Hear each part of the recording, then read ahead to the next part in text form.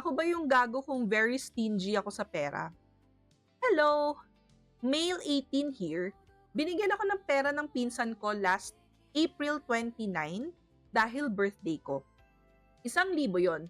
Uy, grabe, malaking halaga rin yun ah. Malaking halaga yon para sa akin, especially since kapag gagala ako or what, is hindi ako binibigyan ng pera ng magulang ko. Now, very recently, just moments ago, hiningi yon ng tatay at nanay ko. Uutangin daw nila. Ibabalik nila. Sabi nila, yung buong 1K ang hihingin. The reason is, dahil wala silang cash on hand. Nang tanungin nila ako, biglang nagbago mukha ko. Hinihingi na yung 1K. Dahil ayoko na lumaki ang gulo, sinabihan ko na lang na kunin Sinabihan ko na lang na kunin yung 1K sa wallet ko. Pumayag na lang ako pero halatang halata na ayaw kong ibigay yung pera. Iba ang tono, iba ang muka. For further context, umiinom yung tatay ko kasama mga tropa niya. Today, May 1, birthday niya. Celebration naman. Kahit konti. Ayun, nagpainom siya. Wala naman sana akong problema magpahiram or magbigay sa magulang ko. Okay lang. Pero alam ko kung saan to patungo, ipambibili lang nila ng alak. I guess for celebration. For extra added context, my family is very sensitive sa mga ganitong ugali, yung madamot sa pera. My mom and dad always complains about my other cousins' treatment sa kanilang nanay at tatay when it comes to money. Na kumbaga madamot daw sila, and whatnot. Looking at it now, oo nga naman. My situation is not comparable to their situation naman. This is the reason why I'm making this post. Nag-o-overthink ako. For bonus context, sorry lol. My sister also gives pera to us. Isa siya sa mga bumubuhay sa amin alongside my father. And I fear na ikukwento nila to sa kanya and ako pa ang matitreat as a villain dahil napakadamot kong tao. So heto na yung moral dilemma. Ako ba yung gago kung ganun yung naging reaction ko sa paghingi ng pera ng nanay at tatay ko kahit pa man reassured na ako na mababalik sa akin yung pera? Salamat sa makasasagot. Paano yung ganito? Baka marami ng instances kasi na anong batang nito? Marami ng instances kasi na parang na lagi na lang parang humihingi ng pera tapos hindi naman din siya binibigyan. Kaya parang ayaw niyang magbigay. Tsaka kasi pera niya yun. Birthday niya kasi. Kasi kung, di ba, parang buti nga nagbigay yung pinsan niya sa kanya. Kasi wala akong pinsan na nagbibigay ng pera sa akin. May pinsan ba kayo nagbibigay ng pera sa inyo? So yun, kumbaga parang binigay yung pera sa kanya. Kaya parang bakit nyo hihingin yung pera na binigay sa akin? May question ako. Paano nalaman ng parents na nagbigay ng pera sa kanya? May binigay na pera sa kanya? Or baka kasi iniisip ng parents niya na hindi naman niya kakailanganin dahil 18 siya. Or kung may pera naman pala, bakit kailangan hingin yung pera niya?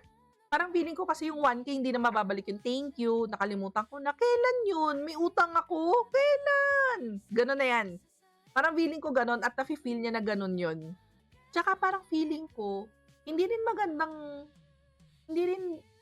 thank you na lang talaga yan pag oo. Kasi kapag nagpahiram ka ng pera tas maniningil ka, most of the time, ikaw yung nahihiyang maningil. Nahihiya ba kayo maningil kapag may umutang sa inyo? Question. So with that said, pahiram 40K Mia please, thank you. Uy, pwede ako magpahiram. Pero wala akong 40K. Yun lang. Pero kasi sa akin, ako kasi nahihiya kasi ako ewan ko kung bakit ganito yung ugali ng mga Pilipino.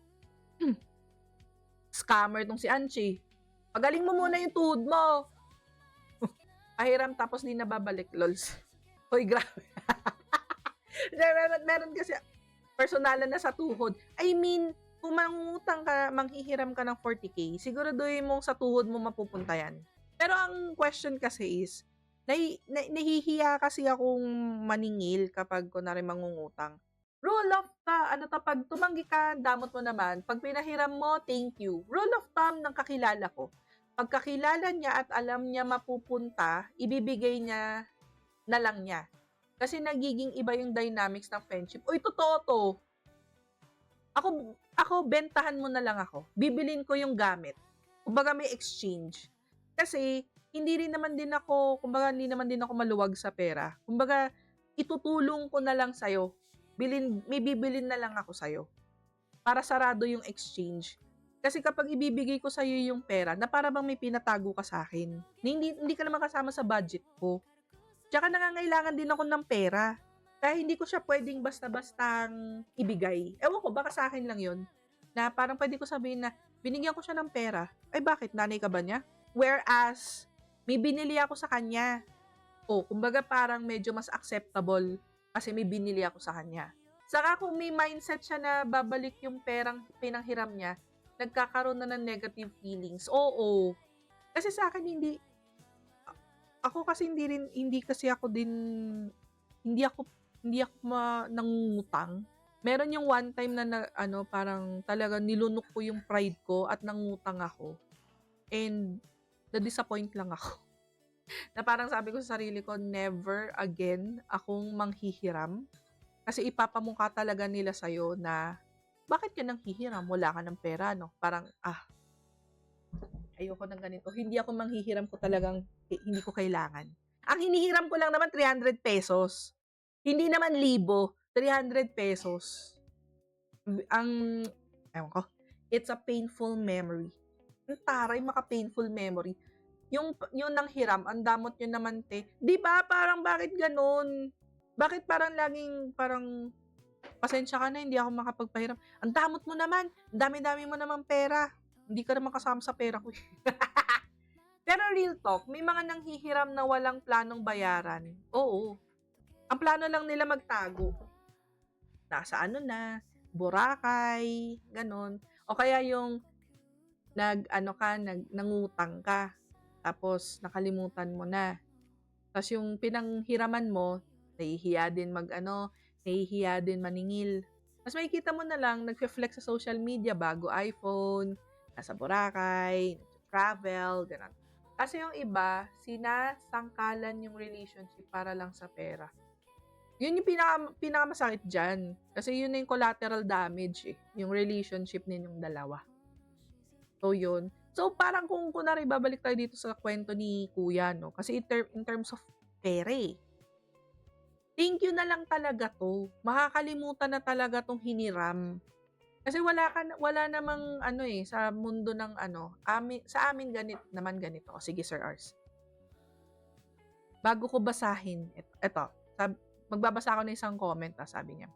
Di ka gago, you're literally 18. Ang magulang ay hindi dapat humihingi ng halagang 1K para lang may pang-inom. Okay sana kung pangdagdag sa bills or utang but pang-inom lang ginamit. Hopefully ibalik sa'yo, wala ka pang napupundar sa lagay na yan. Sana man lang hinayaan na nila yung nag-iisang pera mo that time. Sa susunod, be smart to keep it ha? Or never let people know how much savings you have. For example, may 5K ka. Kamo, 1K lang meron ka. Belated happy birthday. Alam mo, may mga tao talaga na parang hirap na hirap din kasi magtago sa parents or sa family. Pero minsan, hindi mo rin masisisi kung bakit naging ganun sila. Na parang, magkano sahod mo? 25,000 lang. Pero sa totoo lang, 120,000 ang sahod niya. Kasi ayaw niya talaga ipaalam. Ayaw niya ipaalam yung 100 extra. 20,000 lang talaga.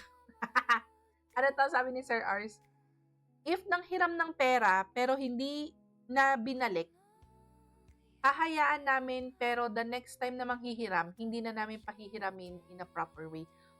Paki-elaborate yung in a proper way. Ako naniniwala naman ako na hindi naman likas na madamot ang mga tao. Nagiging madamot lang talaga yung mga tao based on experience. Kasi kung wholesome ang exchange ng panghihiram or pangungutang at nababayaran naman yung nagagampanan naman magbayad on time or kunwari In short, basta babayaran without any friction. Bakit kita pagdadamutan the next time? Kung alam mo naman you're keeping your word naman. Kasi may trust na may tiwala na to. One example is like yung reason mo na need namin ng pera on that time. Yeah, oo. So, paano yun? Parang, kunwari sasabihin ko, Sir Ars, baka pwede naman akong mangutang. Tapos pinautang niyo ako, no? Tapos nakalimutan kong bayaran. Tapos mangungutang ako ulit. Ay, Sir Ars, pasensya na, pero baka pwede ulit ako makahiram kasi na-short talaga yung pera ko. Ganon. Anong gagawin nyo? Sasabihin nyo sa akin na, ay, pasensya ka na kasi may panggagamitan kasi yung pera namin ngayon. So, parang tatanggihan nyo rin siya. Parang ganon. Alright. So, baga parang in a way, tinatanggihan nyo siya by saying na may allocation na-allocate nyo na yung budget nyo for something else. Okay. So, parang hindi naman, upright na, no. Bayaran mo muna utang mo. No. Pero we make sure na subtle and proper lang, hindi yung harsh one. Yes.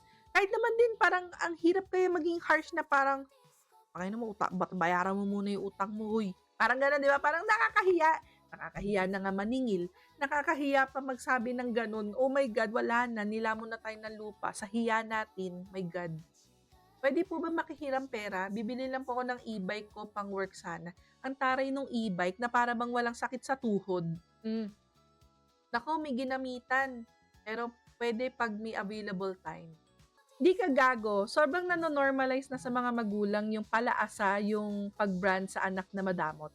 Kapag hindi binibigyan. Sa totoo lang, binigay mo pa nga Let them think what they want to think. Be firm next time. Lalo kung pera mo naman na sarili pinag-uusapan. Isipin mo na lang pag may trabaho ka na. Tapos hindi mo sila bigyan ng malaking part from your sahod. Di lalo kang mas madamot. Hayaan mo sila magtampo, matanda na sila, ikaw bata pa. Malayo pa lalakbayin mo at kailangan mo ng pera at ipon para ma-survive at umangat sa mundo. Again, hindi ka gago. Huwag kang mag-guilty. Teknik nila yang panggagaslight at guilt trip sa mga anak at mukhang gumagana sa'yo. Labanan mo yung guilt, OP. There's nothing to be guilty about. O, diba? My God. Minsan may times na kunwari na pagkakagastusan ako kahit wala para lang hindi ako minsan may times na kunwari pagkakagastusan ako kahit wala para lang hindi ako mahiraman. Yelo naman, lalo na pag walang capacity to pay. Pwede ka naman magsabi na, ay may babayaran kasi ako, meron kasing may babayaran akong utang. Nangungutang ka rin, ganun. Ay, pasensya ka na, may utang din kasi ako, magbabayad pa ako ng utang. Pasensya na, ha? Parents. Regarding that, parents ko nahihiya manghiram sa amin. Buti na lang. Siguro may pride din sila, pero, you can always ask naman na if need nila ng help or parang need ng mag-chip in, di ba? Parang ganun. Bibigay naman kami though kasi sila yung nag-prep ng bahay while we work. Oo naman. Baga parang ano ba tawag nito? Parang show of appreciation. Tsaka syempre parents nyo naman sila, hindi naman sila naging bad people to you, di ba? So kumbaga parang you help here and there kapag kaya, di ba? So kumbaga parang ano lang din yan yung mga dynamics nyo sa family. Kumbaga, kung nag-work yan sa inyo at okay naman kayong lahat, then go. Pero kung hindi, then it's not applicable to all people, di ba? So parang work with what you have. Kung nag-work yun, nag-work yun. Who are we to judge, di ba? Saka pag usapan talagang pera, napakahirap na topic ang pera. Na para bang wallet ng lahat ang bulsa ng mga tao. Sometimes, people assume na, dahil close tayo. May kakilala din akong ganyan. Diyos ko, lagi na lang. 'Pag family kasi minsan mahirap hindian, pero 'pag external ay denied robber. Pak! Denied. Medyo suspicious na 'pag strictly oo. Diyos ko sa economy natin ngayon, 'di ba? Ang hirap kayang maging ano, maluwag. Medyo mahirap maging maluwag sa panahon ngayon, ha. Tsaka parang lahat na lang skeptical. Kasi kumbaga parang in a way, hino-hold up ka rin, eh. Parang highway robbery din 'yan, eh.